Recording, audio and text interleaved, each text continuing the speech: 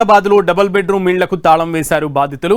తమకు చెందాల్సిన double bedroom ఇళ్లను స్థానిక ఎమ్మెల్యే దానం నాగేందర్ తన అనుచరులకు కేటాయించారంటూ బాధితులు ఆందోళన వ్యక్తం చేశారు.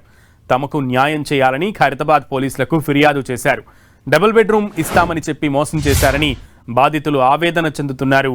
ఏళ్ల తరబడి అధికారుల చుట్టూ తిరిగినా ఫలితం లేదని ప్రభుత్వ పెద్దలు ఇప్పటికైనా స్పందించి అసలైన లబ్ధిదారులకు డబుల్ బెడ్రూమ్ ఇళ్లు కేటాయించాలని డిమాండ్ చేస్తున్నారు. నా పేరు సోమయ్య. నాకు 2 ఇండ్లు ఉండే.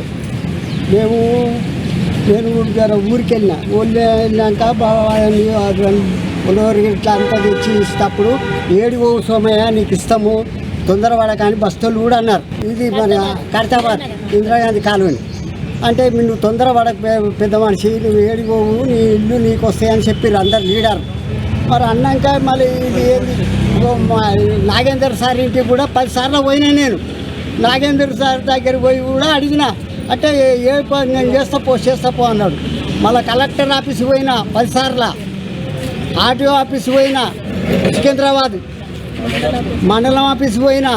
ఇక మండలం ఆఫీస్ అయితే ఇక నా ఇల్లే అయింది. అది అట్లా తిరిగినా నేను. అందరికీ ఎవరెవరికో ఇచ్చిండ్రు. మాకు ఇప్పుడు మాకు ఎనమానగురం ఉన్నాం, మాకు ఇండ్లు లేవు. గుర్సెలు సార్ మా 30 గదాలు 30 గదాలు 30 గదాలు 30 గదాలు ఉండే. ఇక తీసుకుంటప్పుడు ఇస్తాము ఏడిపోతే అని అన్నారు. మమ్మల్ని కాదా అని ఇక మొన్నటిదాకా తిప్పారు సార్. రైట్, మొత్తానికి ఏళ్ల తరబడి బాధితులు తమ చుట్టూ అధికారులు తమ చుట్టూ తిప్పించుకుంటున్నప్పటికీ కూడా డబుల్ బెడ్రూమ్ ఇళ్లు తమకి ఇవ్వకుండా వేరే వాళ్ళకి లబ్ధిదారులుగా చూపిస్తూ వారికి ఇస్తున్నారంటూ కూడా అసలైన లబ్ధిదారులకి అన్యాయం జరుగుతుందంటూ కూడా పోలీస్ స్టేషన్లో ఈరోజు కంప్లైంట్ చేసినటువంటి పరిస్థితిని మనం చూసాం. సో దీనికి సంబంధించి మరింత సమాచారం మా ప్రతినిధి రాముడిని అడిగి తెలుసుకుందాం. రాముడు.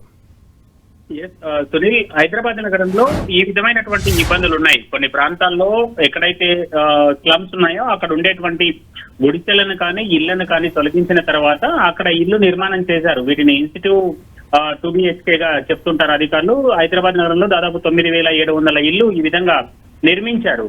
అయితే అక్కడ ఉండేటువంటి లబ్ధిదారులను గుర్తించేటువంటి సమయంలో వాళ్ళను సరైనటువంటి పద్ధతుల్లో రికార్డులకు తీసుకోకపోవడం వల్ల ఈ విధమైనటువంటి సమస్యలు కొనసాగుతున్నాయి. అక్కడ వచ్చినటువంటి 8 మంది కూడా తమకు సంబంధించినటువంటి గుడిసెలను తొలగించారు. ఆ సందర్భంగా తమకు ఇల్లు ఇస్తామని చెప్పారు. ఒకరొకరికి 30-40 గజాల భూమి అప్పట్లో ఉంది. కానీ తమకు ఇల్లు ఇవ్వకుండా ఇతరులకు ఇల్లులు ఇచ్చారు. అందులో ఖాళీగా ఉన్న ఇల్లు ఉన్నాయి. ఆ ఖాళీగా ఉన్న ఇళ్లను తమకు ఇవ్వాలంటూ అధికారుల చుట్టూ అదేవిధంగా స్థానిక ఎమ్మెల్యే చుట్టూ తిరిగినా కూడా తమను పట్టించుకోలేదనేది ఆవేదన వ్యక్తం చేస్తున్నటువంటి పరిస్థితిని మనం చూస్తున్నాం. అయితే వాళ్ళు అంటే ఈ ఇల్లు బీఆర్ఎస్ గవర్నమెంట్ ఉన్నప్పుడే వాళ్ళకు కేటాయించింది అక్కడ ఉండేటువంటి లబ్ధిదారులకు. అప్పటి నుంచి కూడా తాము తిరుగుతున్నామని కూడా చెప్తున్నటువంటి పరిస్థితి ఉంది. ప్రధానంగా ఎంఆర్ఓ అదేవిధంగా ఆర్డీఓ కలెక్టర్ దగ్గరికి తిరిగినా కూడా తమను పట్టించుకోవట్లేదు అనేది అక్కడ ఉండేటువంటి లబ్ధిదారులు ఆందోళన వ్యక్తం చేస్తున్నటువంటి పరిస్థితి. ఆ నేపథ్యంలోనే తమను మోసం చేశారంటూ ఈ రోజు పోలీస్ స్టేషన్ లో కూడా ఫిర్యాదు చేయడం జరిగింది.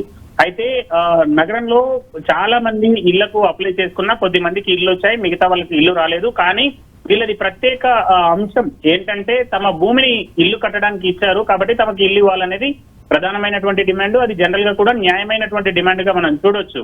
అయితే ఆ సందర్భంలో వీళ్ళను ఏ విధంగా ఎన్యూమరేట్ చేశారు అంటే ఇళ్లను తొలగించేటప్పుడు సోషియో ఎకనామిక్ సర్వే చేశారు. జిహెచ్ఎంసీకి అదేవిధంగా రెవెన్యూకు సంబంధించినటువంటి అధికారులు క్షేత్రస్థాయిలో పర్యటించి ఎవరి ఇల్లు ఉంది, వాళ్ళ పేరు, వాళ్ళ కుటుంబ సభ్యుల వివరాలు అన్నింటినీ కూడా నమోదు చేశారు. ఆ తర్వాత వాళ్ళకు ఇళ్లను కేటాయించారు. కానీ 8 మంది ఏ విధంగా మిస్ అయ్యారు, వీళ్ళను లబ్ధిదారులుగా చేర్చలేదా లేకపోతే వీళ్ళ ఇంట్లో ఉండేటువంటి వాళ్ళకి ఒకరికి మాత్రం ఇచ్చి ఇంకొకరికి ఇవ్వలేదా అనేది మాత్రం, అంటే వారసులు ఒక కుటుంబంలో వారసులు 2-3 ఉంటే అక్కడ ఒక్కరికి మాత్రమే ఇల్లు ఇచ్చారు కాబట్టి ఆ విధమైనటువంటి మిస్సింగ్ జరిగిందా అనేది మాత్రం తెలియాల్సి ఉంది.